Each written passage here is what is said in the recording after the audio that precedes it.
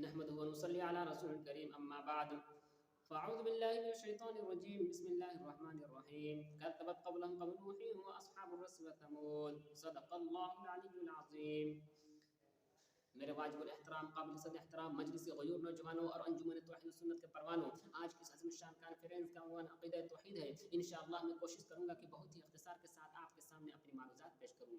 میرے دوستوں، توحید اتنا عظیم منصب ہے، عظیم پیغام ہے، جس کے لیے اللہ تعالیٰ نے 1,24,000 پیغمبروں کو بھیجا۔ پیغمبر نمازیں پڑھانے کے لیے دنیا میں نہیں آئے تھے، پیغمبر زکاتیں دلوانے کے لیے دنیا میں نہیں آئے تھے، پیغمبر اس لیے آئے تھے کہ ساری انسانیت غیروں کے دروازوں سے اپنے ماتھوں کو ہٹا کر ایک خدا کے سامنے سر جھکائے۔ میرے دوستو، یہ پیغام توحید اور اسلام جو آج مجھے اور تجھے یہاں بیٹھے بٹھائے مل گیا، یہ دین اور یہ پیغام توحید جو ہمیں بغیر تکلیف کے مل گیا، اس پیغام توحید کے لیے حضرت نوح علیہ السلام کو پتھر کھانے پڑے، اس پیغام توحید کے لیے ابراہیم علیہ السلام کو آگ میں گرنا پڑا، اس پیغام توحید کے لیے موسیٰ علیہ السلام کو فرعون کے مقابلے میں آنا پڑا، اس پیغام توحید کے لیے زکریا علیہ السلام کو آرے کے نیچے اپنے جسم میں 2 ٹکڑے کرانے پڑے، اس پیغام توحید کے لیے ابراہیم نے، اسماعیل نے، یعقوب نے، عیسیٰ نے اتنی تکلیفیں اٹھائیں صرف ایک خدا کے لیے۔ میرے دوستوں، ہر قوم میں جاہلیت کہتی ہے، ہر قوم کا مادہ پرست جاہلیت کا پرستار دماغی کہتا ہے کہ عبادت کا لائق پتھر ہے، سجدہ کا لائق پتھر ہے، مشکل کشا کے لائق اللہ کے علاوہ کوئی غیر ہے، حاجت روا خدا کے علاوہ کوئی اور بھی ہے۔ 1,24,000 پیغمبروں نے ہر دور میں مشرکوں سے بغاوت کی، اور اس بغاوت کے جرم میں پیغمبروں کو گھروں سے نکالا گیا، پیغمبروں کو آرے سے چیرا گیا، پیغمبروں کو ٹکڑے ٹکڑے کر دیا گیا، پیغمبروں کو بستیوں سے نکالا گیا، لیکن 1,24,000 پیغمبروں میں سے کوئی نبی ایسا نہ تھا جس نے آرے کے ڈر سے، جس نے پھانسی کے ڈر سے، جس نے تلوار کے ڈر سے، جس نے تلوار کے ڈر سے، جس نے بچوں کو یتیم ہونے کے ڈر سے خدا کی توحید کو، پیغام کو چھوڑا ہو۔ کوئی پیغمبر ایسا نہیں، کوئی شخصیت ایسی نہیں۔ انبیاء کو کنویں میں ڈالا گیا، انبیاء کو گھروں سے نکالا گیا۔ انبیاء کا جرم کیا تھا کہ انبیاء کہتے تھے اللہ کے سوا الہ کوئی نہیں۔ انبیاء کہتے تھے لا الہ الا اللہ، اللہ کے سوا الہ کوئی نہیں۔ میرے دوستوں، الہ کا معنی صرف معبود نہیں جو تم کتابوں میں پڑھتے ہو کہ اللہ کے سوا کوئی معبود نہیں، صرف یہ معنی نہیں، بلکہ الہ کا معنی مشکل کشا ہے، الہ کا معنی حاجت روا ہے، الہ کا معنی بگڑی بنانے والا ہے، الہ کا معنی مختار کل ہے، الہ کا معنی کشتیوں کو پار کر دینے والا ہے، الہ کا معنی کشتیوں کو پار کر دینے والا ہے، الہ کا معنی بچیاں دینے والا ہے، الہ کا معنی بچہ دینے والا ہے، الہ کا معنی دکھ دور کرنے والا ہے، الہ کا معنی پیدا کرنے والا ہے، الہ کا معنی ساری انسانیت کو رزق دینے والا ہے، الہ کا معنی دلوں کے اندر سکون پہنچانے والا ہے۔ جب ہم کہتے ہیں لا الہ الا اللہ، اس کا مطلب ہے اللہ کے سوا مشکل کشا کوئی نہیں۔ تم علی کو مشکل کشا بھی کہو، اور پھر لا الہ بھی کہو، اور پھر کہو کہ ہم نے لا الہ کا معنی تسلیم کیا ہے۔ اور جب ہم کہتے ہیں لا الہ، اس کا مطلب ہے لا الہ الا اللہ، اس کا مطلب ہے لا مشکل کشا، لا حاجت روا، لا بگڑی بنانے والا، لا مختار کل، لا ہر جگہ موجود، لا عالم الغیب، کوئی نہیں الا اللہ مگر اللہ۔ میرے دوستوں، اسی پیغام توحید کے لیے انبیاء کو بے شمار تکلیفوں کا سامنا کرنا پڑا۔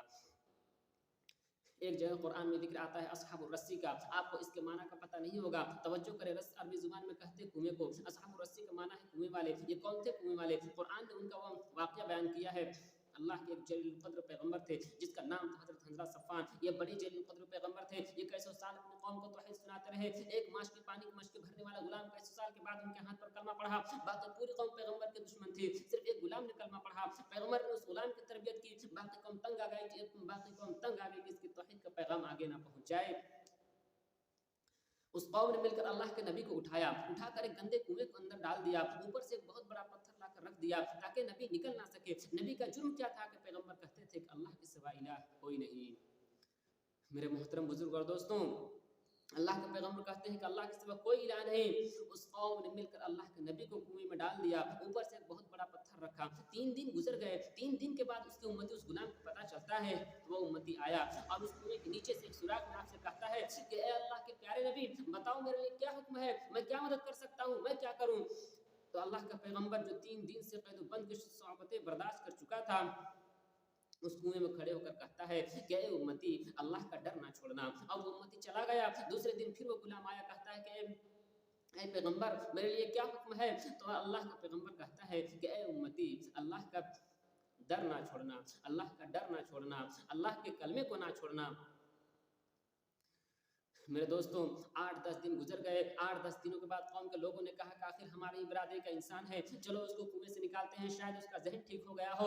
ساری قوم کے لوگ اس کنویں پر آئے، آ کر پتھر کو ہٹا کر پوچھا کہ اے حنظلہ بتا تیرا کیا خیال ہے؟ تو جناب حنظلہ علیہ السلام نے کہا قولوا لا الہ الا اللہ۔ اب وہ قوم بڑی پریشان ہو گئی کہ 8-10 دن اسے کنویں میں رکھا، پھر بھی وہی کلمہ کہتا ہے، اس کے اندر کوئی تبدیلی نہیں آئی۔ میرے دوستوں उसके बाद कौम ने इतना जुल्म किया कि पूरे इलाका की मिट्टी और गंदगी उठाकर उस कुएं में डालना शुरू कर दिया। पैगंबर गंदे कुएं में बंद है, पूरे इलाका की मिट्टी और गंदगी डाली जा रही है। कौम पैगंबर का जिस्म इतना जमीन पर दबाया गया कि सर बाकी है। कौम पूछती है कि हंजला बता तेरा क्या ख्याल है? तो जनाब हंजला बिन सफ़ान अलैहिस्सलाम ने कहा ला इलाहा इल्लल्लाह। अब उस बदबख्त कौम ने पैगंबर के मुंह के ऊपर मिट्टी डाल दी और पैगंबर को जिंदा कुएं के अंदर दफन कर दिया। और पैगंबर को जिंदा कुएं में दफन करके ऊपर से मिट्टी डालकर वो कौम उस कुएं के ऊपर खड़ी होकर के नाचने लगी। जब वो कौम उस कुएं के ऊपर खड़ी होकर के नाचने लगी तो फिर अल्लाह की गैरत को जोश आ गया। अल्लाह ने फरमाया कि जिब्राइल जा उस कौम को सफ़े हस्ती से मिटा दे जिसने मेरे पैगंबर को ला इलाहा इल्लल्लाह कहने के जुर्म में इस तरह की तकलीफें पहुंचाई। मेरे दोस्तों तौहीद कितना अजीम मनसब है और अजीम पैगाम है कि जिसके लिए अल्लाह ताला ने 1,24,000 पैगंबरों को भेजा। फिर उसकी पादाश में उनको घरों से निकाला गया, किसी को पत्थर मारे गए, किसी को जादूगर कहा गया, किसी को आरे से चीरा गया, किसी को आग के चीखा में डाला गया, किसी को कुएं में डाला गया, किसी को कुएं के अंदर जिंदा दरगोर किया गया। मेरे दोस्तों हजरत हंजला बिन सफ़ान अलैहिस्सलाम का क्या कसूर था? सिर्फ वो कहते थे ला इलाहा इल्लल्लाह, सिर्फ वो कहते थे कि तौहीद अजीम मनसब है, अजीम पैगाम है। मेरे दोस्तों अल्लाह ताला हम सबों को इन सब बातों पे अमल करने की तौफीक अता फरमाए, तौहीद पे अमल करने की तौफीक अता फरमाए। आपको भी अमल की तौफीक अता फरमाए, हमें भी। व आखिर दावाना अल्हम्दुलिल्लाहि रब्बिल आलमीन।